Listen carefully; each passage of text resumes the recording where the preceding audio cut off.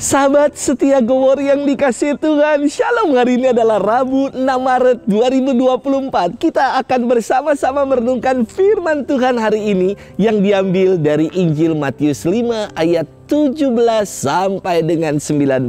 Mari kita siapkan hati kita.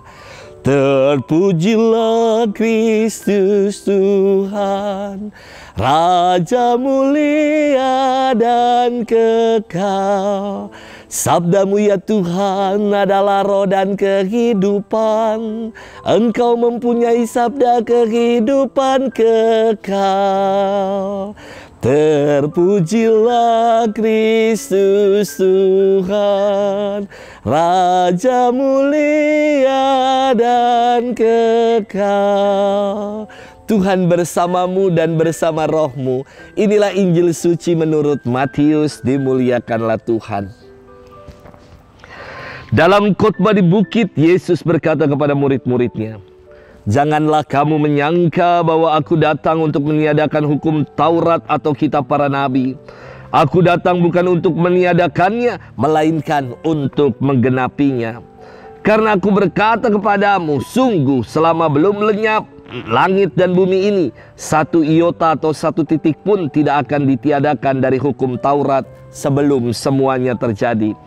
Karena itu, siapa yang meniadakan salah satu perintah Taurat sekalipun yang paling kecil dan mengajarkannya demikian kepada orang lain, ia akan menduduki tempat yang paling rendah di dalam kerajaan surga.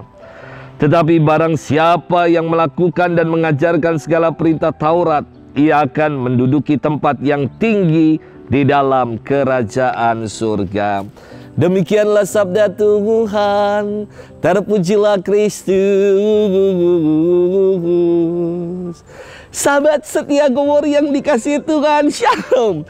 Dulu waktu remaja, saya itu punya geng untuk kongko-kongko. Dan setiap kali ngumpul, tiba-tiba kalau kita nyium sesuatu yang tidak enak, ini bahaya sekali nih. Kadang kalau kumpul, kalau ada bunyinya, kita masih bisa, siapa nih bisa ke arah bunyi itu. Tetapi kadang ini kan gak bunyi, tetapi punya dampak, punya efek.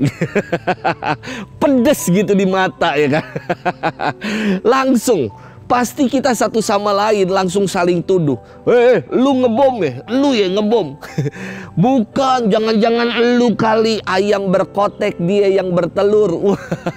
Enak aja kita pasti debat gitu ya. Semua saling tuduh. Sampai ada yang akhirnya ngaku lalu kita sorakin sama-sama. Sahabat setia Gowor yang dikasihi Tuhan, gesekan-gesekan antara Yesus dan para ahli Taurat terus berlanjut. Kini Yesus dituduh bahwa kedatangannya adalah untuk meniadakan hukum Taurat yang menjadi tata cara hidup bangsa Israel. Para ahli Taurat dan orang-orang Farisi, mereka mengamati gerak-gerik Yesus yang menyembuhkan pada hari Sabat, makan dengan orang-orang berdosa, tidak mengajarkan para muridnya berpuasa, tidak cuci tangan sebelum makan, dan masih banyak hal-hal yang lain lagi. Bagi orang-orang Farisi, hukum Taurat adalah sesuatu yang keramat. Kok Yesus malah melanggar itu semua? Mereka yang telah mengamati gerak-gerik Yesus memberikan tuduhan kalau Yesus adalah orang yang akan meniadakan hukum Taurat. Maka atas tuduhan-tuduhan itu Yesus bersabda, "Janganlah kalian menyangka bahwa aku datang untuk meniadakan hukum Taurat atau kitab para nabi. Aku datang bukan untuk meniadakannya, melainkan untuk menggenapinya." Tuduhan yang ditujukan kepada Yesus bahwa kehadirannya adalah untuk meniadakan hukum Taurat tidak benar. Apa yang Yesus buat justru untuk menggenapi atau untuk menyempurnakan hukum Taurat dan kitab para nabi. Ia yang menyembuhkan di hari Sabat. Ia yang mengampuni dosa orang. Ia yang memberi makan banyak orang. Ia yang mewartakan kerajaan Allah. Dan ia yang memberikan diri dengan wafat di salib demi untuk menebus dosa manusia. Menunjukkan bahwa kehadirannya adalah untuk menggenapi dan menyempurnakan hukum Taurat dan kitab para nabi. Apa yang dinubuatkan dalam kitab para nabi, apa yang tercantum dalam seluruh isi hukum Taurat, Yesuslah penggenapannya. Sahabat setia Gowori yang dikasihi Tuhan, jangan asal tuduh dalam hidup ini.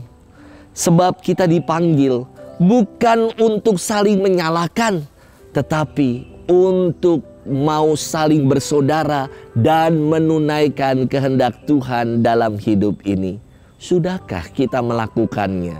Semoga kita enggak lagi saling tuduh-tuduhan satu sama lain, tapi kita mau bergandengan tangan untuk ikut Yesus selalu. Selamat bermenung dan Tuhan memberkati kita. Dalam nama Bapa dan Putra dan Roh Kudus. Amin.